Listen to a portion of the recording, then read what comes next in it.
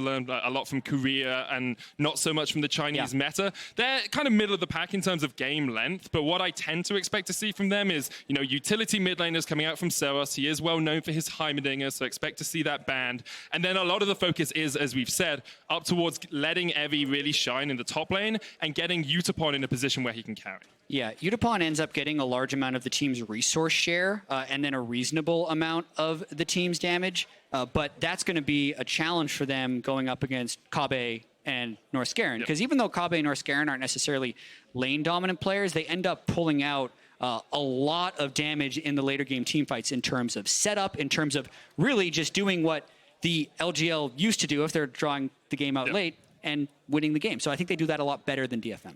We'll see if that is the case. So far, we've already seen a Seed 2 upset a Seed 1 as Unicorns of Love took down Clutch Gaming in Game 1. This, I think, we both agree would be a slightly larger upset with Dead Nation Focus Me being a Seed 3 team coming into the playing stages. Yeah, me and some of the other casters were talking on the shuttle here this morning, and we're thinking, okay, Game 1, Clutch versus UOL, put that at like 65-35. Yeah. This one feels a little bit closer to 80-20. We've seen so much history between these teams or these regions. However, you still have to play the games. Like we still haven't played the tournament yet. Anything actually can happen in terms of pulling out a pick that they absolutely have shown no practice on. Like, who's going to be the first one to pull out Mordekaiser? And you're not going to really realize how to play against it because he's been mostly a fringe pick for most regions, but has a lot of power. Is a team going to let Pantheon through the pick and ban phase and then not know how to deal with it? We're going to have to see if those things happen. And whether a team has some of those pocket picks that we talk about. Like we mentioned Seros' Heimerdinger. He's also played things like AP Shyvana in the mid lane. Could something like that just upset the apple cart and you just don't have the time to react to it? You haven't scrimmed against it. You're not sure exactly how to play against a champion like that. The Tahm Kench top, although we probably won't see it, it's still something that could really surprise Chachi and really upset Splice's game plan of playing towards later game fights because they can move around the map a lot more. Yeah, and also knowing when to drop or stop fearing a pick. So Yuumi is a champion that has basically lived in the bans. So a lot of teams don't actually prioritize Yuumi practice in most situations, yet it's been nerfed yet again. Now the Q only has a 20% slow, so is it still the same tier of melee enabler? Because to me, like, if there was a path for DFM to win this game, it would be Splice lets Yuumi through, Yuumi doesn't dominate lane, but then Yuumi hops in to Evie in the top lane and lets him carry, because Yuumi's one of the greatest enablers in that way for solo lane carries. And the question is, do you even let that happen? Because maybe you need the ban for something else. That means Heimerdinger can go through, and just a lot of different variables that these teams aren't able to account for. It's all these extra layers, especially with having so many patches between, like, Splice last played on 9.16, now we're on 9.19. The Aatrox bans, I think most people unanimously say Aatrox is out of the meta now, you can't play him, but is Sylas still a possibility? Yes, maybe not in the jungle, but mid lane, I've heard rumors of him still being played. As you say, is Yuumi still a permaban? Is Akali still a permaban? Do you need to get her out? Do you have to pick her? We're going to jump on into picks and bans. Kiana removed their Humanoid, was one of the first LEC mid laners who used that one to great effect. There's the Gangplank ban against Chachi as well, and of course the Heimerdinger ban from Splice. Yep, so targeted on one of them, and then I'd say the GP is also, as you mentioned, a targeted ban, and then we're just starting to go with kind of power pick bans in the Kiana and the Pantheon. I like how quick they are going, though, showing good prep. Yep, very aware of where they want to go. Syndra is the final ban. Man, are we going to keep seeing bot lane Syndra bans? I think so. I think we'll just see Syndra bans because she can be flexed. I agree that she's mostly played in bot lane now, but I just think you have to get her out of the draft pool if you don't want to pick her up early on. The Gnar locked in for Evie, his most played this split. Kennen and Xayah straight away on the side of Splice. Yeah, I mean, if Splice is going to spend the time to scout and ban Seros' Heimerdinger, letting the Gnar through is actually a big no-no against Dead Nation Focus Me. 11-0 in the regular season, summer split, and playoffs for Evie on that champion. It is one of Chachi's most played as well, so maybe he thinks he understands the champion well enough just to lock down Evie. There's the Thresh, there's the Echo jungle.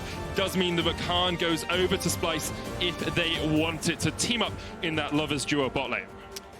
Would they pull out the Zyra with Rakan open? It was on Vedias' picks to watch, Yeah. but maybe they watched that, they considered it, and they said, wait a minute, we can still get this duo. But there were like dissenting opinions about that, because the Freak show, where Freak talks about the patch, he was like, I don't really think we'll see these mages in the bottom lane. So there's a little bit of disagreement amongst some of our analysts as to whether that Zyra will be picked. The Rakan is locked in the end. I think it makes the most sense for Norskeren. He's pretty comfortable on that champion. Would like him to be on something tankier, having seen him make a few mistakes in the LEC.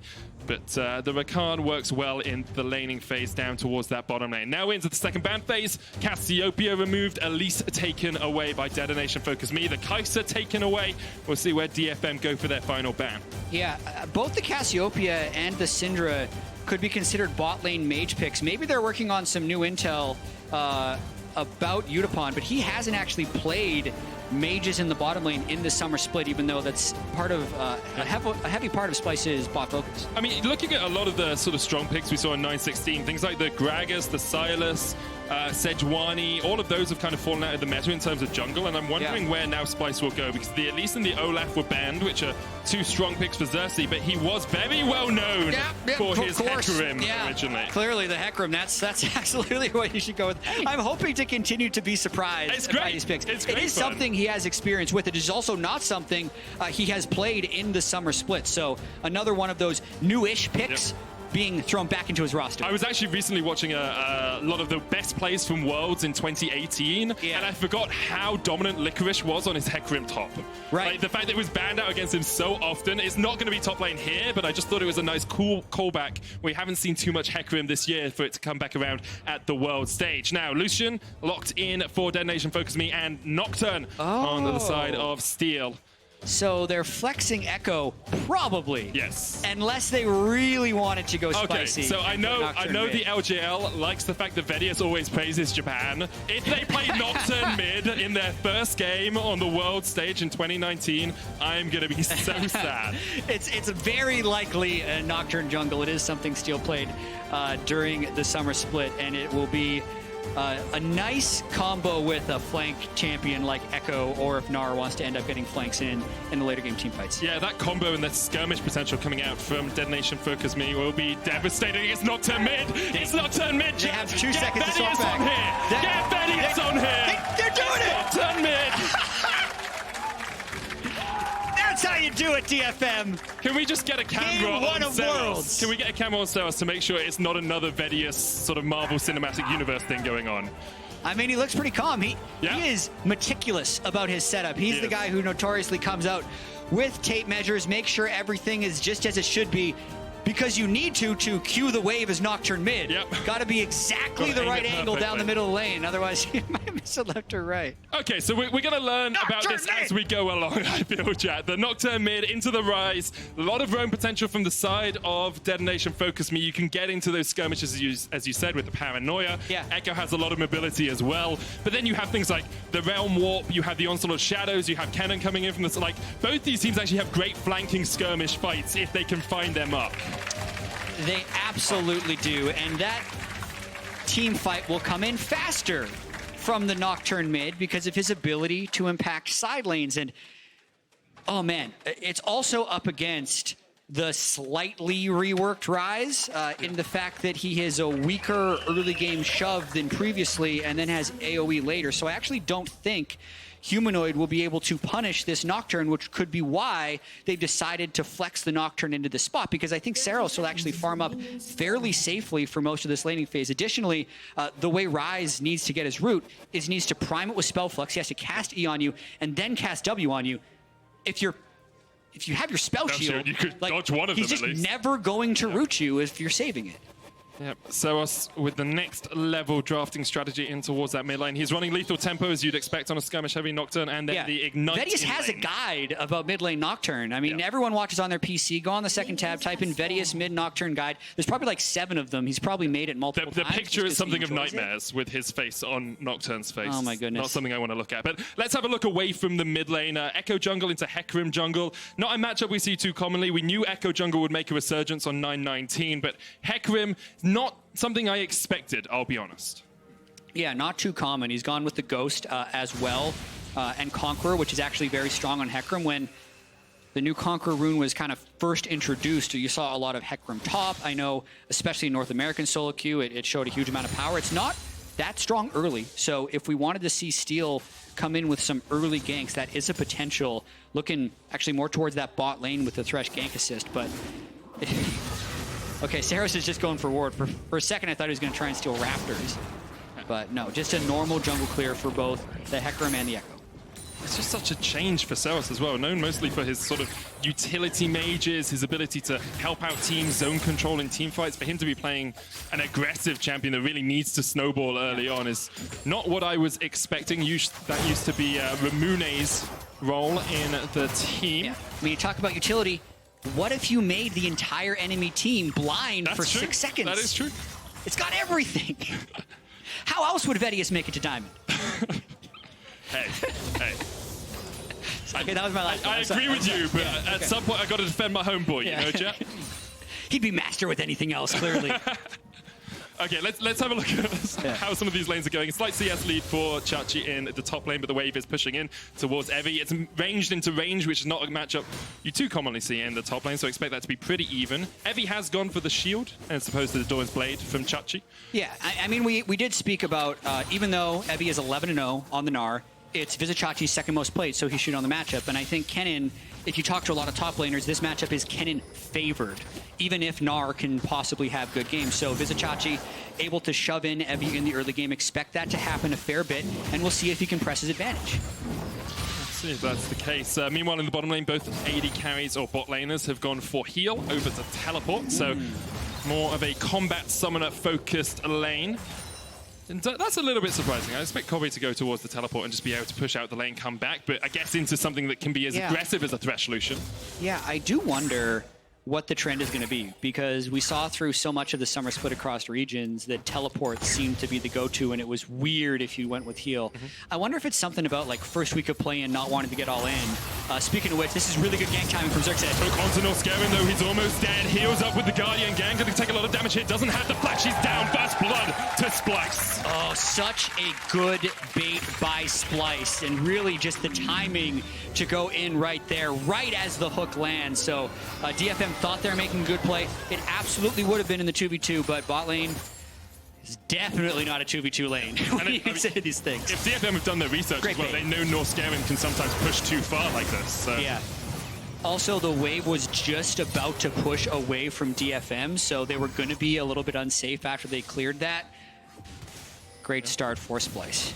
But the expectation is for DFM, although they've lost out a little bit down there. With Xerxes getting the kill, it doesn't affect the lane too much. There's still only flashes available for Kobe and Norscarin. Utapon has his. When we get towards level 6 here for DFM, though, that's where they can really start to make plays. Evie going to try and jump away. The stun, almost going to connect it from Chachi. Flashes forward. There's the stun, and Evie locked up underneath this tower. Xerxes will cull him. Another kill across the Splice. I'm really surprised Evie didn't get the double hop off of Chachi when he was trying to avoid that gank, but that is just another quality pre-6 gank from the Hecarim. Whenever that happens on Conqueror Hecarim, you can really snowball hard on this pick. Getting your warrior early, especially if he decides to go towards something like Trinity Force, incredibly powerful. So amazing start for Xerxes. And I think you're seeing a demonstration of what we talked about before pick and ban, with Splice actually being a very strong early game team, just not as strong as G2 and Fnatic. They tend to take their games to later on, but here you can see Xerxes is very good at reading the map and knowing when he can gank and where he can gank,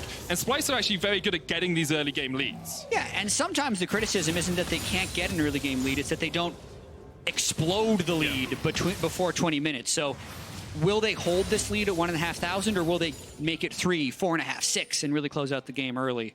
Or Nocturne is level 6 right now, and he's sitting in a brush. You never know where he's going to go. See, at the moment, DFM have vision control down towards the bottom side jungle. You can see Splice's blue buff is actually lit up with wards right now. Chachi trading here onto Evie, who's forced to hop away, and we talked about how little jungle attention he gets. We haven't seen Steel up here at all this game, but Evie is not as dominant in lane as he was against some of his LJL counterparts. They might be trying to get the kill onto Hecarim here. Parallel convergence. He might be able to solo kill him, actually. I think he just gets him. The smite comes down. One more order should be enough. Xerxes just about able to survive, and here comes the paranoia! And Ceros jumps underneath the tower. tower. The damage coming back from him. Splice is not enough. The hook's still going to land onto Northgaren, who has to flash away. Here's Humanoid from the backside of the fight. Seros rooted up, locked down, and the kill comes in for Kabi. Unipon unable to join his team, and Humanoid can still chase. Realm Warp forward. Splice going to take it. 2 members strong. The play from Gang trying to push them away, and here comes Unipon, but the knockup's not quite going to connect. Gang goes down. Humanoid still trailing. Unipon flashing forward. The damage from Splice is huge here, and Unipon has to run away. Kabi landing the feathers one after one after one, and the blade caller rips them back through Unipon. Such slim margins deciding that fight. The smallest of details can sometimes have the largest of effects, and the start of this fight was actually the smite onto Grump. If Xerxes doesn't put this smite off, he dies before he retreats to the turret, which means none of these following events happen. Yep. You don't see the Nocturne ult into the turret and flash out. You don't see Unipon actually stuck behind the turret on Lucian off on the bottom right of your screen, unable to follow through. And you don't see Humanoid following through to pick up these kills. And then the continual opting in of the fight by Splice to think that, yes, they can outplay this 3v3. And very close fights down the stretch right here as Unipon tries to flash, but Humanoid saved his flash until the very end. Minuscule margins really deciding this fight in the end. Steel not being level 6. If he had been there, he would have been able just to jump back, get out of that fight. And now a 1,500 gold lead for Splice early on 2-0-2 on Kobe. One of the key carries for this team is that Xayah is Kobe. In fact, the only player that's returned from the 2016 World Squad that Splice sent in their debut year. Yeah, that is going to be difficult for DFM to deal with, especially if he's able to get that Essence Reaver in early. The lane priority definitely in their favor, even though they were the ones that were kind of getting dove earlier. It's getting those kills with the help of the team that is allowing them to potentially get a big lead. And it's part of having this Nocturne mid that the enemy team knows you're going to look for plays when you get towards that level 6. Like, Splice knew something like that was going to happen. Humanoid was already roaming down towards the bottom side to try and match Seros. And Seros came out of it okay. You know, 1-1-1 has a Tiamat now building up towards his next item. Humanoid is in an okay position as well, but overall that mid lane's pretty even. It's the bot lane and the top lane really where Splice are getting these massive leads, and of course a little bit in the jungle. I actually think in this context, like, Seros is proving Nocturne mid to be a good and viable pick. Don't say that! He is. Venius will lose Elo. The paranoia coming out in the mid lane as the parallel convergence connects as well. And just as you say it, Jat, you were proven correct. Nocturne mid, everyone. I mean, especially against Ryze. Like, Ryze could not shove him out. You will not deny him farm. He's going to be able to get a large amount of AD. He's going to be able to ult frequently into side lanes. Like, it is powerful there. If the reason DFM is losing is because of quality ganks in top and bot from Splice, and the standard picks actually not coming through the way you would expect them to by DFM. Nocturne mid, strong situationally. Splice starting up the Cloud Drake here, but DFM able to force them away. So Humanoid, of course, only just respawning means that he wouldn't be anywhere near that. Detonation, focus me. Actually playing this early game very effectively. There's a couple of mistakes, obviously, but keeping within about 1,000 gold from Splice after Xerxes got 2 early kills is very impressive from the Japanese team. Yeah, it really is. Only a 1,000 gold lead, and you can argue that the Cloud Drake negates that in the grand scheme of things. They have Steel's Jungle Echo off to a decent start. Getting the Runic Echoes upgrade on Jungle Echo really slingshots that champion ahead. It actually makes his clear speed one of the fastest in the game, and then also with the reduced cooldown on the R. We're going to see more Pro Echo to see this, but I wouldn't be too surprised past level 11 if sometimes Echo actually just ults back to the map because the cooldown in his R starts getting so low, much like you used to see the Rek'Sai of 3 years ago, just ult to continually keep up map tempo. It can be a very powerful pick in those ways. The farm alarm, I believe, is what we called it at the time when you just ult it back towards one of your tunnels. Now, Humanoid and Xerxes looking to get some vision in here, maybe going down towards bottom side. I do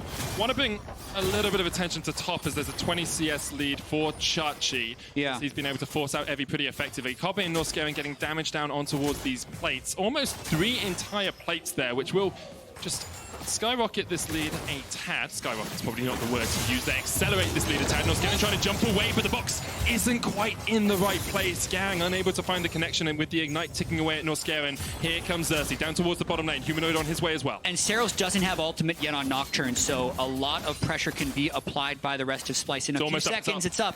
Now it is. Will we see a fight? Seros there, Xerxes just around the corner. Paolo converges coming out the onslaught of the shadows. The root's going to connect onto Seros, who pops Paranoia straight away. Norscaven gets the double knockup though, and it's 3v2 in favor of Splice. They take down one. The jump back from Steel with the Chrono Bake will get him to safety, but Splice were able to react to the play coming out from DFM. Now, Chachi locked up with the wallop. Evie still has the Gnar here. Chachi into the wall. Chachi's just being very greedy here. The Slicing Maelstrom comes out, but Evie can still chase it and has the flash. Chachi with a great proto belt will get him to safety, but as you said, unbeaten on the Gnar in the top lane. Evie is showing his worth for Dead Nation Focus Me. Yeah, I gotta give a lot of credit to Evie after dying early while burning his flash. Usually that's just the disaster scenario for a top laner, but he's really fought back in this lane in a lot of ways. But laning phase is mostly over as we're getting closer to 14 minutes, and it looks like Kobbe and Norscaven are gonna be coming up here. Yeah, Evie was trying to they might get another kill on him. Evie was trying to keep Chachi around. Chachi still has the teleport. Of course, no ult on him. Flash available for Evie. If he wants to jump away, he'll just use the little hop. Steel goes in, tries to steal away the red from Xerxes, but Xerxes was having none of that. He'll secure his own buff for the time being. And now, as you say, taking 3 plates in the bottom lane, Splice say, okay, well, the Rift Herald's up on the top side. We can take that. There's no dragon for us to fight down towards that bottom side. Yeah, and this could be the point in the game where it feels like Splice just kind of freezes their gold lead. I can see Xerxes just wanting to full clear his jungle as much as possible. I can see Kobbe wanting to just continue to farm up more and more, but they are going to the Rift Herald, which does show good proactive play. Yeah, taking the Rift Herald will be able to open up just one of those towers for them, or at least a couple of plates, as you said last game. 2 plates tends to be free, and then maybe a little bit more after that. With Splice taking it, you expect them to go up towards the top side. And I want to come back towards that snowballing of the gold lead discussion, because it's actually very hard for Splice generally to accelerate their gold lead when they're winning. They get towards around the 15-20 minute mark, and they only get like 200-300 gold in every 5 minutes, where when you look at DFM, when they're winning, they're actually really able to snowball a lead between the 15 and 25 minute mark. Yeah, and the normal is closer to where DFM is when compared to what Splice has, if we're trying to give some aid to interpreting these stats. But also, looking at the overall gold in this game, it does look like Splice is going to approach 50 minutes at closer to a 3,000 gold lead, which is actually quite large at this point in the game. But here comes that Nocturne. Paranoia. Nocturne's coming to get you as he jumps in. Seros taken low, though, trying to get on towards the backline. Kobbe with the Featherstorm was able to survive. Seros so low, the Blade Caller will rip back through him. And here comes the onslaught of Shadow. Steel has to flash away. Meanwhile, in the bottom lane, the box came down, but Gang has fallen. The damage coming out from Chachi is humongous. Let's go down towards bot. Unipon able to get taken down there by Humanoid as well. And Splice find 3 kills and don't lose a man. Wow, so pre-15 minutes, Splice ends up breaking this game wide open. And it does go to show how hard it is to get on top of a good Xayah. Yep. Really, I think if DFM wants the Nocturne pick to succeed, they have to find some way of getting the Xayah R out before Nocturne jumps in. Because as we see right there, if he goes in and Xayah ults, he really just ends up not doing anything. It allows the Rakan to line up his CC. Just watch what ends up happening here. What needs to happen for DFM is Steel needs to get the R with his W, and then Seros needs to wait until the Xayah is landed again. Otherwise, he just gets CC locked. Yep. Xayah comes down, kills him. The Rakan there to act as a bouncer as well makes it so difficult. Even Xerxes could have jumped across the wall with the onslaught of shadows to add some more CC if the Xayah had been caught out. But then we're going to see what happened off screen. This is actually a double kill because they were just trying to pressure turret. And thanks to the roam from Humanoid after Vizicachi gets them so low, DFM feels like they have no choice but to kind of all in. Humanoid gets one root, lines it up for Chachi. Oh, Unipon greeds on top of it and falls as well. That's the press after you're already down in the game trying to find some way back, and you end up just falling even further behind. And although Dead Nation Focus Me were able to keep relatively even in terms of turret plates, they are 6,000 gold behind. 9 kills, 3 down. The Ocean Dragon going over to Splice after DFM got a cloud earlier on, but you can start to see, yes, you can spell shield one part of the combo coming out from Humanoid, but he really doesn't matter. It really doesn't care. He just machine guns out those overloads and chunks out Seros in the bottom lane. Yeah, Evie trying to get something going, but really, now it's on Splice. You just kind of execute the steps towards victory, rotate their 3-0-2 Xayah towards the mid lane, keep their Rise with an upgraded Seraphs in the side lane, and just keep getting all these outer turrets down. And that's something Spice have traditionally been very good at, is if they know the playbook, if they know the plays, they're very good at going, okay, step 1, step 2, step 3, step 4. Where they struggle is when someone throws a wrench in the works, when someone picks a Nocturne mid and gets ahead, those sorts of things. But usually, if they are in a winning position and they know exactly what their next steps are, they are pretty good at closing out the game. It might be slower than most people would like, but they will do it in the end. Yeah, and slower doesn't always mean worse. Yeah. Sometimes it can mean worse, but this will be a point we end up touching on throughout the World Championship for sure. But really, to me, closing out a game isn't about time. It's about level of risk and certainty of victory. So if you are slow and that allows the other team to hit item breakpoints and makes it more risky, that's bad slow. Yeah. But if you're going slow because you're not taking risk while still maintaining a certainty of victory, that's completely fine. I think it's a debate that's sort of raged in the League of Legends world for a while, because coming into 2018, LCK was the most methodical region. You know, everyone wanted to emulate the perfect macro. No kills, nothing, just take all the towers and take the nexus. You don't actually need to get kills to win the game. And then in 2018 Worlds, we started to see this explosion of heavy skirmish, LPL style. Let's get as many fights as possible. And I now think we've hit a healthy balance where we respect, you know, some of the LCK teams who've added a little bit of skirmishing into their style, but they can also look for fights like this. Now, meanwhile, in the mid lane, Kobe just on a rampage. The hook isn't enough. Gang's gonna fall as well, and as you said, it's just Splice doing it by the numbers here. Xerxes was on the flank, Evie unable to find any sort of connection. And it's too easy for Splice right now. 7,000 gold ahead, 11 kills to 3 up. They've already broken the tier 2 in the bottom lane. They're looking towards tier 2 mid and the tier 2 top. Evie jumping in, caught out in the slicing mouse jump, and he went just a little bit too deep here. He's going to go into mini just before he falls. It's another kill over to Splice. Yeah, this one is looking like it's going to be fast for Splice on the total spectrum of how you close out games, because that gold lead has just gone to 9,000. And we've also seen a reason it would be fast is actually not necessarily because Splice is making it fast, but because DFM is making it fast. Their options to try and win this game is to try and get kills and go in to come back in the game, but they keep trying to engage onto this very fed Xayah. This time, actually, it was even worse because they tried to engage onto Norscaron rather than Xayah and just got completely shredded. Steel not actually even having ultimate, I believe, when he fell there, just going in for the fight underneath a tower.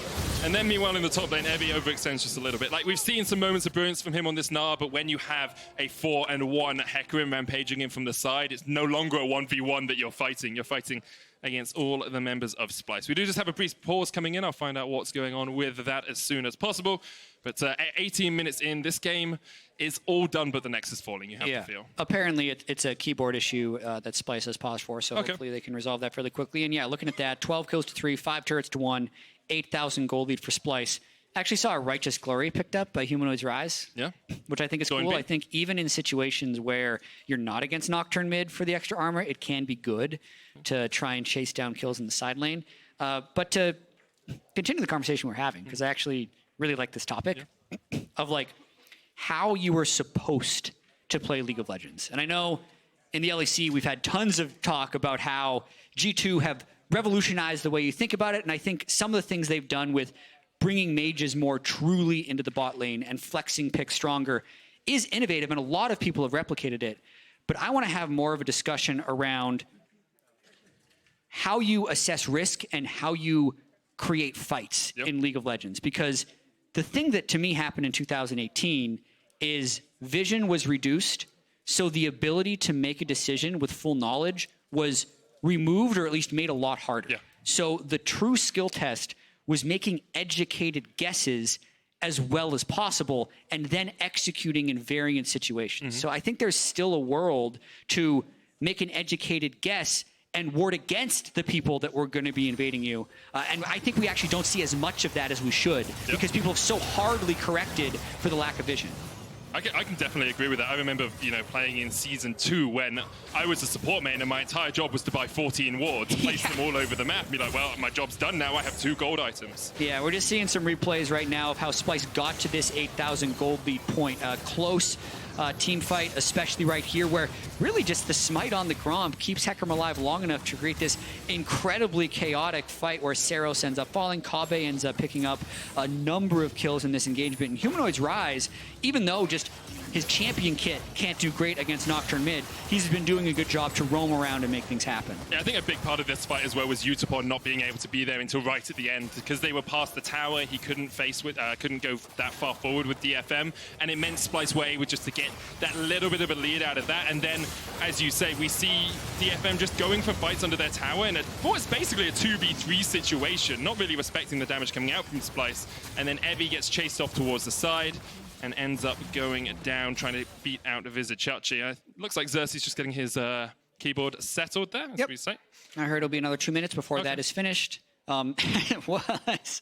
Just break it into pieces. It's fine. So I think it's the the little front bit where you rest your wrists. Yeah. It seems like either that broke or he didn't have it on his new keyboard. Possibly. Yeah. Just snap it off.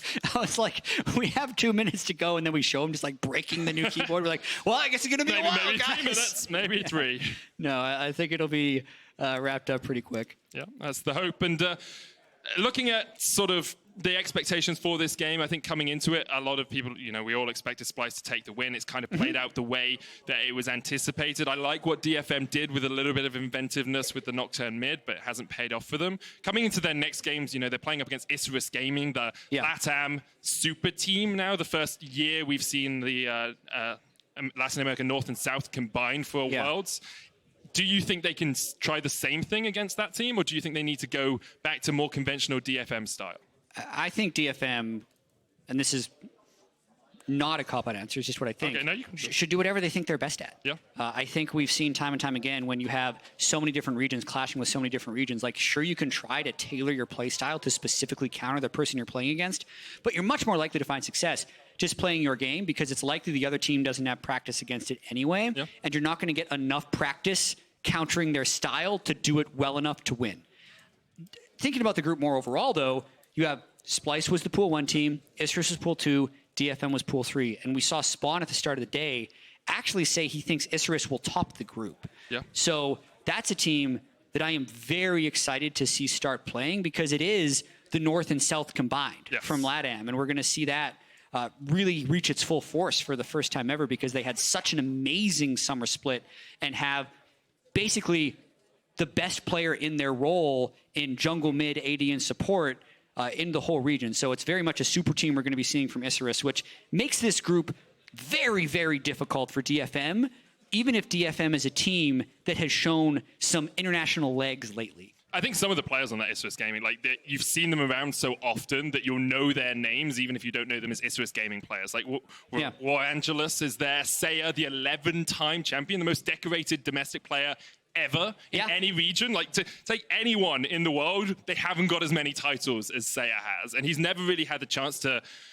push past play-ins, knockouts on an international stage. And the hope is for Latin America and for this team that this is the year that they're able to really challenge. Yeah, and that's the thing. Every single one of these teams is the best in their region or just completely dominated the region. Like, it wasn't even a question for some of them. And they're going to get very familiar with each other. So DFM and Splyce, right, they're going to play 2 games against the other 2. So both of these guys will play 2 games against Isurus and 2 games against each other. And we are back onto Summoner's Rift, and just to give a quick recap of where we are, 19 minutes in, it's almost a 10,000, we're about 8,000 gold lead here for Splyce. There's a Baron up in a minute's time, there's a Cloud Drake in a minute and a half, and looks like Splyce are going down towards bot. Realm Warp in, Evie trying to get away, still has the flash, but Xerxes on the chase, flash away. Evie will burn his Summoner to keep his life. Yeah, 1 minute 30 seconds until Cloud Drake, 1 minute until Baron, that's the stuff next in the playbook for Splyce, and then the question will be, does DFM continue to try and find picks to close it out? Because honestly, at this point, they don't necessarily have much choice. And I think Splyce is going to, they just need to make sure they stay as grouped as possible so that the Nocturnal can't end up getting picks. Or, hey, let's just go in. Yeah, Noskayan goes in for the engage. Steel's going to pop the Chrono Break. That was a little bit ambitious, you have to feel. And meanwhile, on the backside of the fight, Humanoid is fleeing. And he's going in. The perfect position here for DFM. And they are sweeping Splyce. A double kill comes out. Chachi trying to go back in. Look at the damage coming back out from Xerxes. Coming on the front line. Now opens up. And it turns around. But in a moment, for a moment there, Detonation focused me. Had hope. They had a glimpse back into into this game, but Splice ripped it out of their hands. What a combo that was by Evie and the rest of DFM. But that also goes to show how it's pretty nice to have a Kabe on your team, right? The guy who's just able to remain untouched when everyone else gets caught. And this ended up being not the best engage by Norscarin. He's going on to an Echo who can not be CC locked for the duration of the ult, and then Humanoid was flanked, but no one knew because they were still under effects of the darkness from Nocturne. And then when they come out of it, oh crap, we're all against this wall, there's a Meganar, right? All these surprises, but that's the 8,500 gold lead kind of hitting them in the face as they're unable to clean up as the Kennen ult gets everyone low enough for Kabe to clean up.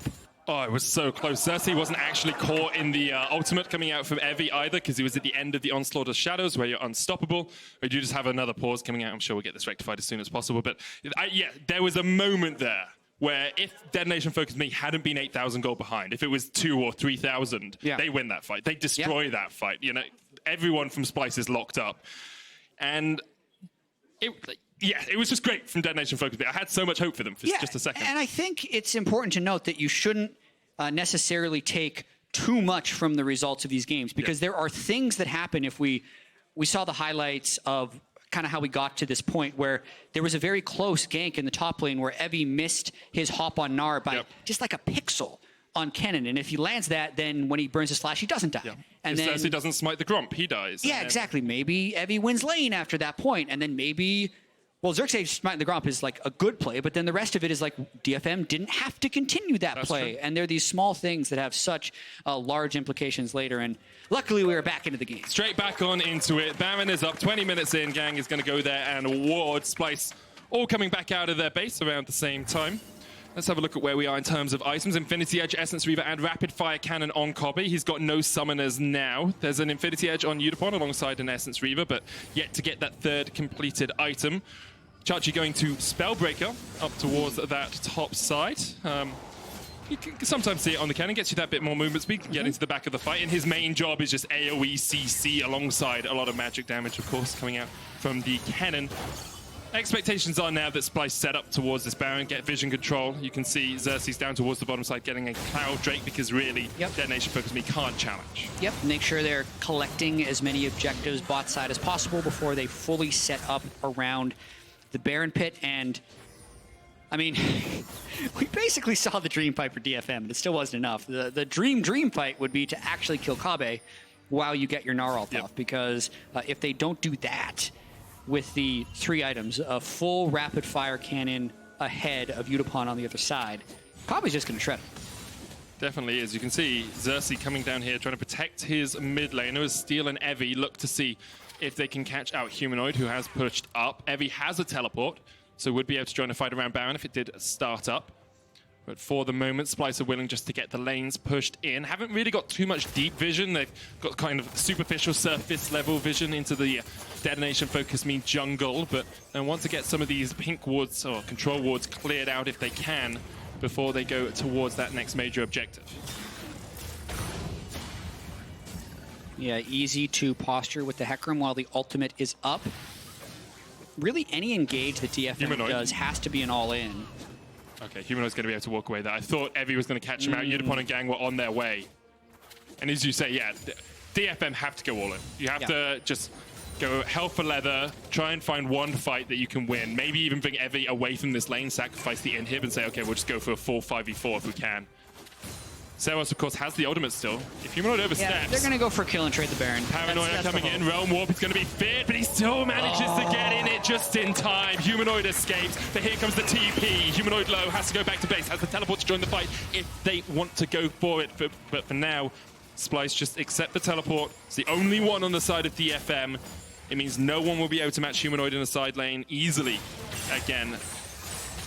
Yeah, I think that was actually another fairly good play by DFM there, but another narrow miss, right? Like it's 100 HP between winning that or not. Yeah, they had the plan of getting the kill and then teleporting back to push Splice off Baron because there are no Mountain Drakes on Splice, and their Baron DPS is not that great. But again, huge gold deficit, and now Splice back on the Baron. No teleport, no flash, no quickness on the Rakan though, and Evie almost has the Mega Gnar. Hook coming out. No scaring, going to catch out Steel. Kobe goes godlike. Once again, it feels like one of Gang's hooks may be baited in his jungler just a tad. Detonation Focus Me shouldn't be able to fight this now that the jungler is down. Splice will secure a 23.5-minute Baron, a 10,000 going up to about 12,000 gold lead after they get this. And you have to think they should just be able to get towards these side lanes and start pushing it. Yeah, and my boy Jungle Echo is not having the greatest appearance on the world stage, although I do think we'll continue to see him more. But what keeps happening, both to Lyra's Echo and now to Steel's Echo, is they're getting CC locked or rooted, and that actually prevents you from casting the R on Echo. So we do actually see Mercury treads by Steel here, which is a more defensive option, trying to at least allow him to more likely be able to press his R, but it just hasn't been working out. And I wonder how much of that is like the scrim meta. You know that Echo Jungle is going to be good, so you're starting to plan, how do we deal with Echo Jungle? We can leave it open, we don't have to ban it then, and then maybe we pick, you know, a Hecarim for the knockback, for the fear, we pick a Kennen for the stun, we pick a Rakan to get the knock up as well. If you can lock him in place long enough, as you say, you can just take him out. Yeah, and I also think it's the difference between playing a new champion in solo queue or scrims and playing it on stage at Worlds. Yeah. So there's always going to be that extra barrier before having full comfort on a champion, other than like something like Kabe Zaya, who he's played on stage, this exact stage, dozens of times. Here we go. Splice looking down towards that bottom lane. Righteous Glory was popped there by Humanoid. Xerxes looking for an engage as well if he can find it, but the inhibitor tower's already fallen. Here goes Steel, jumping in. Norscaven answers back. Steel chunked out, manages to jump back with the chrono break. He'll survive for the moment, but Splice is still very healthy and can just push in towards this bottom lane. There's a minion wave on its way. Minions in the mid lane as well that Xerxes is going to go and help out buff up with the Baron buff. But for the moment, Splice will just try and take one inhibitor. Xerxes can come in from the side. Bot lane inhibitor down to about half HP. Splice should get this one. Detonation Focus Me, unable to find an engage to answer it. Norscaven going to jump across the wall here onto Vizicachi. And now Splice rotate towards the mid lane. Second inhibitor tower there, target Evie. Whoa, Evie almost down. Humanoid flashing in, but Evie goes out. There's the Paranoid coming out. The slicing mouse one's going to connect onto Gang. The Unstoppable also on towards the back line. And here comes the damage. Round warp in. It's only Kobe, but he will steal away the kill from Steel. And now Unicorn is in an awful position. Double kill over to Splice. They take 3. They take the second inhibitor, and they'll be looking for the Nexus. Yep, still have another minute and 20 seconds on this Baron. They have the teleport on Chachi, who really actually wanted to get back to base so he could teleport on that minion, which ended up being killed. But they were all coming back in here and looking to take their first game at Worlds. Yeah, still a minute left on the Baron buff. Should be pretty easy here for Splice. They're going to strike first as they take the damage onto Evie. He almost falls on the fountain. Just give it to him. It's a double for Kobe. The Nexus towers fall, and Splice strike first in Group B. And a beautiful first game from Kabi. 11-0-5, 30 more CS than his opponent. So many clutch team fights where he dodged